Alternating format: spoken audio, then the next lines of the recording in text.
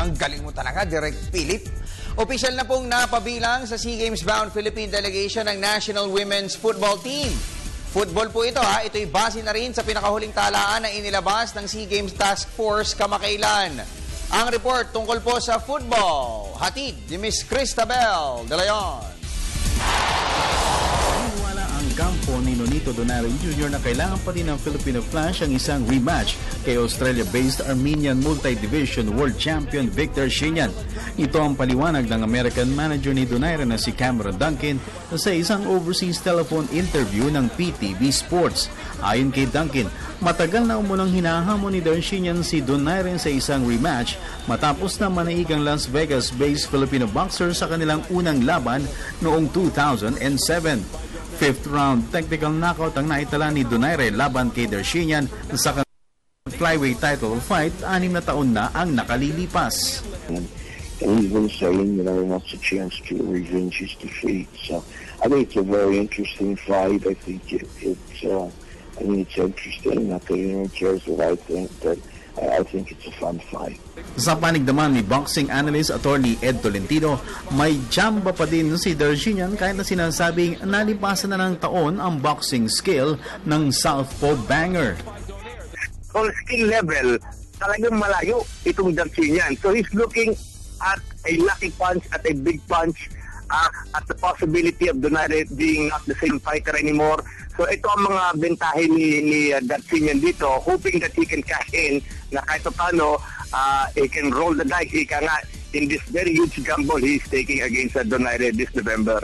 Ikinansa ng top rank ang Donaire-Darshinian 10-round non-title fight sa November 16 sa American Bank Center sa Corpus Christi, Texas.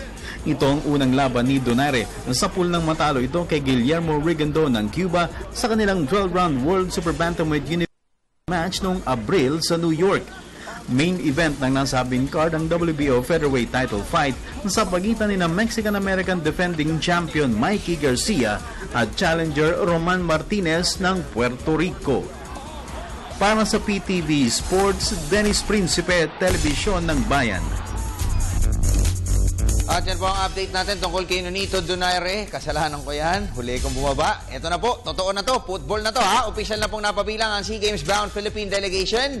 Ang National Women's Football Team. Opisyal na po silang naisama sa mga delegado na ipapadala sa SEA Games. Ito'y base po sa pinakahuling talaan na inilabas ng SEA Games Task Force kamakailan. Narito na po ang report ni Miss Cristabel De Leon. Labis ay kinatuwa ni National Coach Ernie Nieras ang pagkakasama ng Philippine Maldita sa SEA Games bound Team Philippines. Sa panayam ng PTV Sports, tiniyak ni Nieras na isang mabagsik na National Women's Football Team ang makikita sa Myanmar Games dahil plano umano niyang pagsamahin ang mga pinakamagagaling na booters na lumahok sa AFC Women's Asian Cup qualifiers noong Mayo at ang mga sasabak sa Asian Women's Championship ngayong buwan. And the best of will merge with the best of the AFC group that participated in the AFC and that beat around 6-0. So we're going to combine that together for the SEA Game team. So the SEA Game team is going to be a very good team. But overall, you see that there's a lot of talent in women's football. We just have to figure out how to get them together. Samantala, patuloy na umaasa naman sa Philippine Football Federation Communications Head Ebong Hoson na mapapabilang rin sa Philippine delegation ng National Under-23 men's team kahit panalaglag ang koponan sa entry by numbers list na inilabas ng POC at PSC. Kwento ni Hoson, patuloy pa rin ang puspusang pag-iensayo ng mga junior Ascals kahit pa nalalagay sa balag ng alanganin ang kanilang partisipasyon sa 27th edition ng Biennial Regional Sports Fest. So we're still very hopeful and we will continue practicing and moving forward with all our plans to prepare for the SEA Games. Kauna-unahang medalya sa football competitions ng SEA Games ang aasintahin ng Philippine Malditas sa kanilang gagawing pagsuong sa hamon ng Myanmar meet sa buwan ng Disyembre.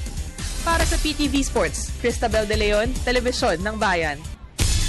Samantala, tiwala naman po ang National University Bull Squad na maaagaw nila ang titulo ng UAAP Cheer Dance Competitions ngayong season mula sa perennial champion University of the Philippines. Ito'y dahil na rin po sa haba ng kanilang preparasyon ngayon doon.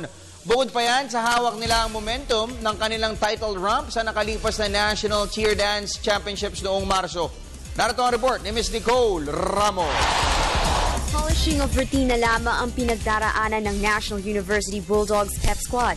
Papasok sa final stretch ng preparasyon para sa kanilang misyon na maharbat ang korona ng UAAP cheer dance competitions ngayong season.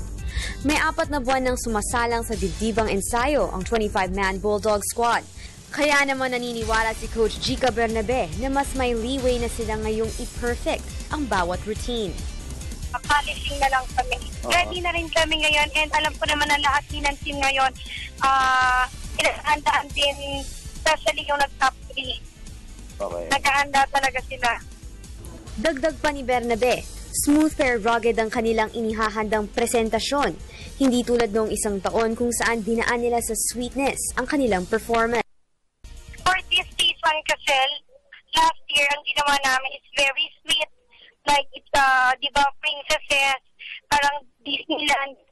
This time, kumbaga yung approach namin sa routine, very strong naman ngayon. Hindi na kami pa-sweet. Kumbaga, tinodo na namin lahat ng pwede namin ilabas na skills. Para hindi naman predictable yung NU. Para every season, may different flavors. At dahil na nga sa haba ng kanilang preparasyon, tiwala si Bernabe na magagawa nilang tuldukan ang 3-year title run ng perennial champion University of the Philippines Pep Squad ngayong season. Para sa PTV Sports, Nicole Ramos, Telebisyon ng Bayan. At yan muna, Mr. Pocholo at Miss Pat Chunsim, ang mga latest sa daigdig ng balakasan. Kung kayo po yung nabitin, tumutok sa amin mamayang alas 5 ng hapon sa PTV Sports. Ako po ang inyong lingkod, Snow Bagua.